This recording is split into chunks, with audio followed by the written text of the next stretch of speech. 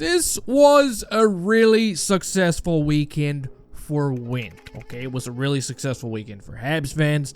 Not only did they solidify the team's blue line for many, many years with the addition of Noah Dobson, but they managed to get this accomplished without having to sell off the farm. Ladies and gentlemen, this team is going to be a wagon in the very near future. I can feel it. I can even smell it. It's like a pot of soup at your grandmother's. And in today's video, I'm going to talk about the draft. I'm going to talk about the future. And I'm going to tell you why this new young core is going to be different from anything that we've seen in the past couple of decades. But first, today's video is brought to you by the good folks over at Mirage Trading. And if you like collecting hockey cards, you want to purchase your hockey card from somebody that's just as hyped as you are about this upcoming season and about the addition of Noah Dobson. Well, there's only one place you can match that kind of hype.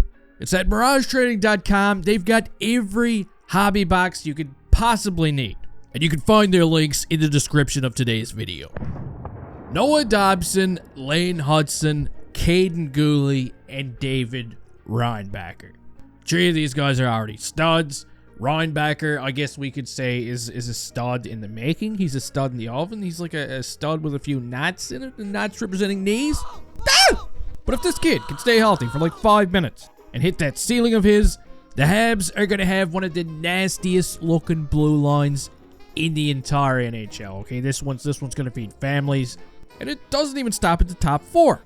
Because when you really go ahead and pull that curtain back, you're also going to notice a long list of D prospects that are probably going to be duking it out over the next few seasons, trying to claim one of the final 2 spots on the blue line.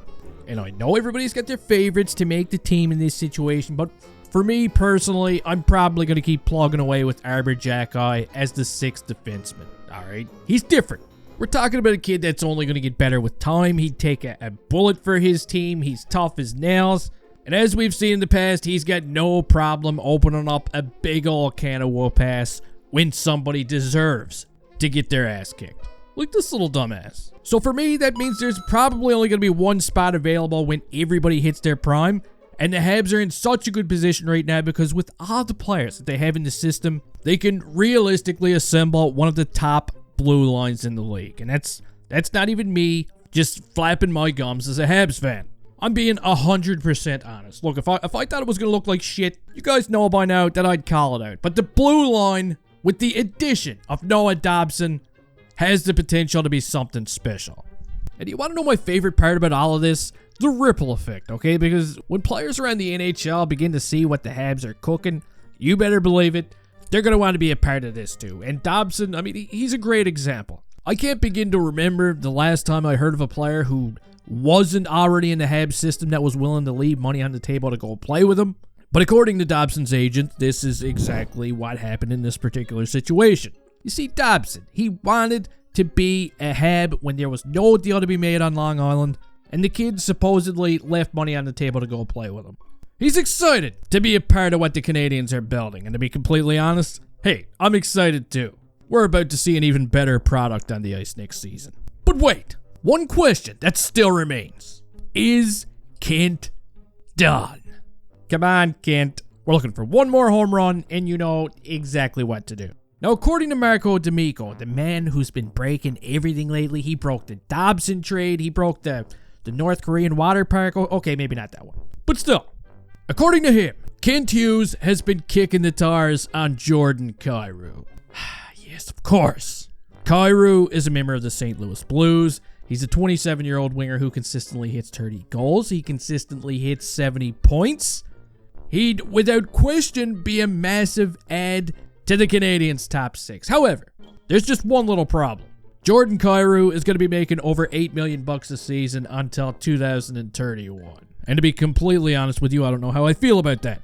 As a matter of fact, the only way this makes sense, in my opinion, is if the Canadiens send a big cap hit going back the other way. Maybe they get him, maybe they don't, but I still get this sneaky feeling like Kent Hughes has definitely got something up his sleeve over the next couple of weeks. And Kent, I'm going to be watching you like a McDonald's seagull. But after a few years of being at the bottom of the septic tank, it is nice to finally see a light at the end of the tunnel. I can't stress it enough, the Habs are going to be a scary team. They're going to be a force to be reckoned with. There's so much to look forward to at training camp right now. Even Ivan Demidov alone is going to be like a human highlight reel up front. But now I want to focus your attention on some of the players that the Canadiens added yesterday at the 2025 draft. Because believe it or not, there's a second round pick who likes to go by the name of Alexander Zarovski that's been making everybody salivate over the past 24 hours. Look at him. According to LaPointe and Bobrov, this guy was actually on their radar as a first round pick. Okay, and that's not the only case. Apparently there's multiple scouts that had this kid going in the first round. The Habs in particular, they really liked him. They even moved up just so they can get him early.